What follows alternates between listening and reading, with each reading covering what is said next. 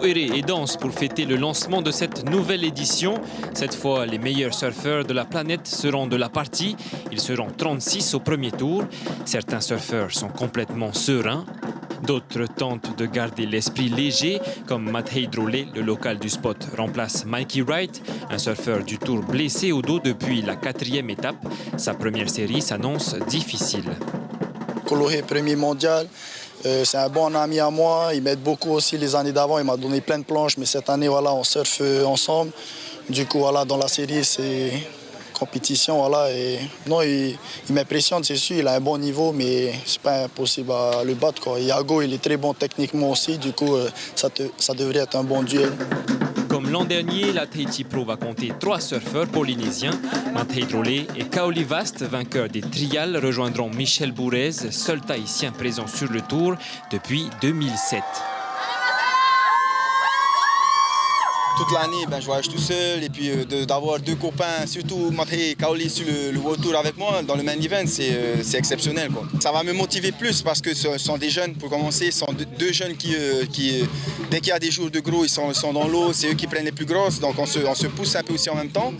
Et de voir que Maté a eu la wildcard, c'est hallucinant. Kaoli qui gagne les trials juste avant, donc pour moi, c'est que du positif parce que je vais essayer de tout donner aussi en même temps. Cela fait maintenant plus de 20 ans que le spot est le théâtre de la fameuse compétition. Des contrats de 3 ans avec les sponsors principaux qui permettent de financer le déplacement de la WSL à Tahiti. À chaque fin de contrat, il y a une réflexion sur la nécessité d'un éventuel retour. On évalue constamment le planning. Pour l'année prochaine déjà, on essaye d'avoir un calendrier avec de nombreuses options.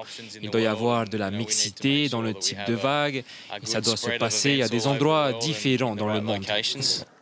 En attendant, tous les feux sont au vert. Le coup d'envoi de la waiting period sera donné demain matin. Et demain, le directeur de compétition de la WSL avisera pour le premier tour de compétition. Pour en savoir plus, nous rejoignons David Chang à Teahupo'o et son invité Pascal Luciani, l'organisateur de la Tahiti Pro. Bonsoir. Les conditions sont-elles idéales pour demain ?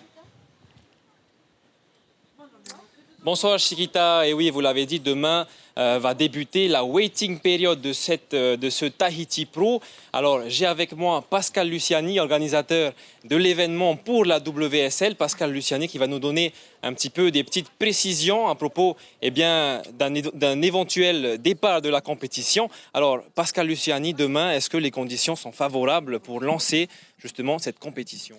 Pour le moment, non, les conditions ne seront pas favorables. On a vu aujourd'hui, les vagues ont complètement baissé. On a même eu un petit toero, voire après un vent de sud-ouest aussi, qui a accompagné donc, un vent onshore, dans de toutes petites conditions, donc pas propice au démarrage de la compétition.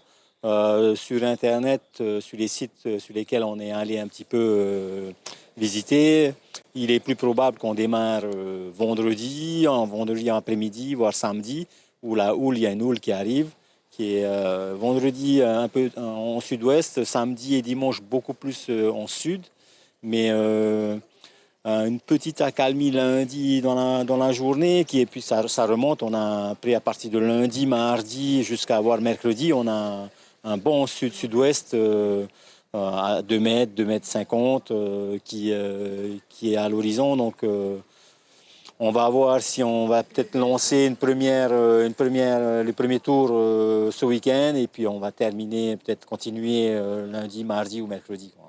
Alors Pascal Luciani, pour ces journées de bonnes conditions, ça engendrerait quoi comme genre de vague pour les surfeurs ?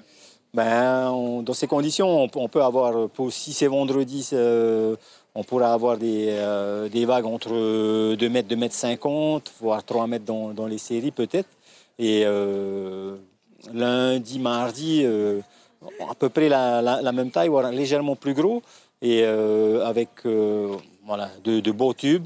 Maintenant, il faut juste que le vent se calme un petit peu mercredi. Alors, dernière question, quelles sont rapidement les forces en présence là, pour cette compétition, pour ce premier tour ? Pour ce premier tour, les forces en présence, c'est d'abord nos surfeurs. Moi, je veux féliciter Kaoli Vast qui a gagné les trials et puis qui peut être un concurrent, un challenger qui peut créer la surprise. Matt Heydrolé, bien sûr, qui lui a été invité pour remplacer Mickey Wright. Et puis on a bien sûr Michel Bourrez qui est sur le tour et qui est là également et qui tire tout le monde, hein.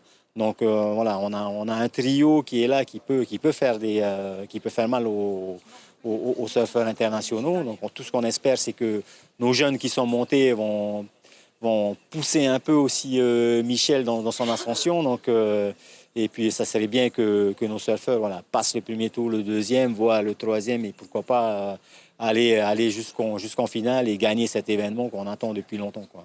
Et en parlant de force en présence, peut-être qu'on a des futures forces en présence là, juste derrière nous, hein, les petits jeunes qu'on voit.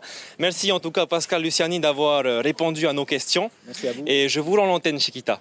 Merci beaucoup David. On vous retrouve donc demain pour la suite de la Tahiti Pro 2019.